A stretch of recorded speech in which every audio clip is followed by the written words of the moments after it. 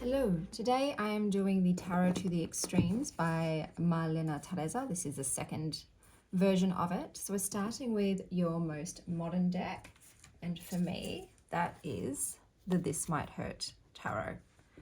So this 100% has a very modern contemporary energy. The colors are they're super cute, but they've got definitely a modern color palette to it.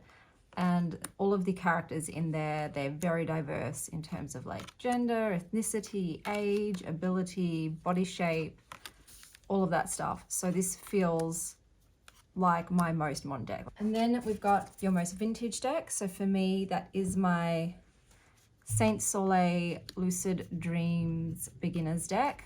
Just even already from the color of the imagery, it is quite vintage feeling.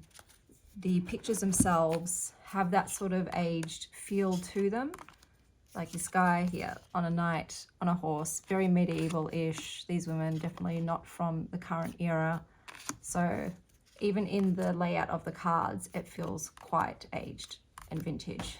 So let's have a look at them together. So we've got the vintage deck side by side with the modern deck. Quite the contrast, right?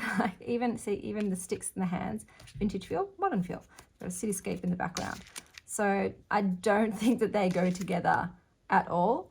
But yeah, definitely see the difference between a modern and a more of a vintage style deck. So those are my choices for modern and vintage. Okay, next up we have New Moon deck. So this is my choice for New Moon, and it is the Dreamy Moons Tarot. So I've literally taken from its name. But for me, the New Moon is a dark moon, and this has that sort of dark moon aesthetic. It's a time of inward reflection, and for me, sort of solitude, setting my intentions, figuring out my next step, and yeah, sort of writing my path forward. And this one is my choice for a new moon energy deck. Next up we have the full moon deck, and I've chosen the Gentle Tarot for the full moon. It's sort of a more luminous time. It's a time of completion, celebration. It has a very celebratory energy to me.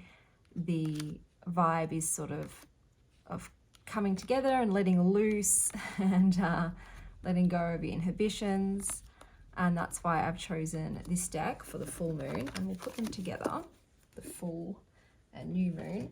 So for me personally, the new moon is when I tend to start my cycle, so it's definitely a time of rest and reflection and inward solitude. And then the full moon comes to me at my time of ovulation, when I want to go out and celebrate and be around people, and I'm energetic.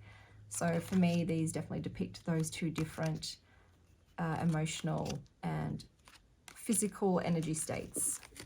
Next we have the cute category. So for cute, this is the Cute Cat Tarot. It's all in the name. I can't get any cuter than this in my collection. It's very kawaii. The cats are adorable. The colors are very cheerful and playful and childlike, and it just absolutely oozes cuteness. Even the heavy cards don't feel heavy in this deck. There's no darkness. It's all light and joy and playfulness. So that is my choice for the cute deck. For creepy, I have chosen the Dream Keepers Tarot. So this definitely has a very odd, eerie vibe. It's got that dreamlike quality, which can sometimes turn into a nightmarish quality. It's dark and mysterious, and 100% fits the creepy vibe. Check out these chicks with butterflies and light bulb screws on their necks. So we're going to put them together. And surprise, surprise, I'm not really feeling the symbiosis, but you can definitely see the difference between the cute and the creepy quite strongly. So that was my choice for cute and creepy. Then we have realistic, and for realistic, I have chosen the Herb Crafters Tarot, because this feels just like a photograph from life.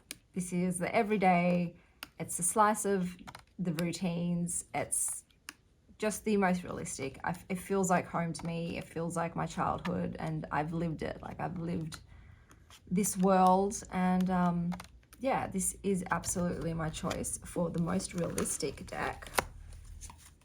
And then for most fanciful, it's one of my newer decks, and that is the Monsoon Tarot. And this one definitely is fanciful. It has a very fantastical element to it, almost even a Studio Ghibli sort of vibe. It looks like it's been lifted straight out of a fairy tale in another land, another world. It's quite ethereal and even sort of dreamlike, but this is definitely my most fanciful deck at the moment. And I will put the two together so we can see them side by side. We've got fanciful, and we've got realistic. So already you can see one looks like a photograph and the other looks like a painting and illustration. There's no real world element sort of in this Monsoon deck, whereas this is very much something you could do in real life. They kind of go, but not really. Once again, it's just very different energies, completely different energies. So those were my most realistic and my most fanciful.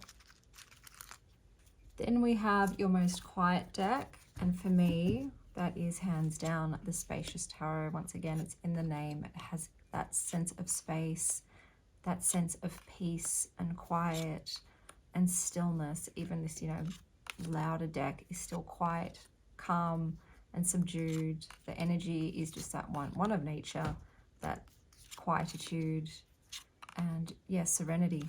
It's a very serene and calming deck, and that's why I've chosen it for my most quiet deck. And for my loudest deck, even the colors, it's already quite loud, and brace yourself, there's nudity. I had to choose the Tarot Erotique because it's in your face.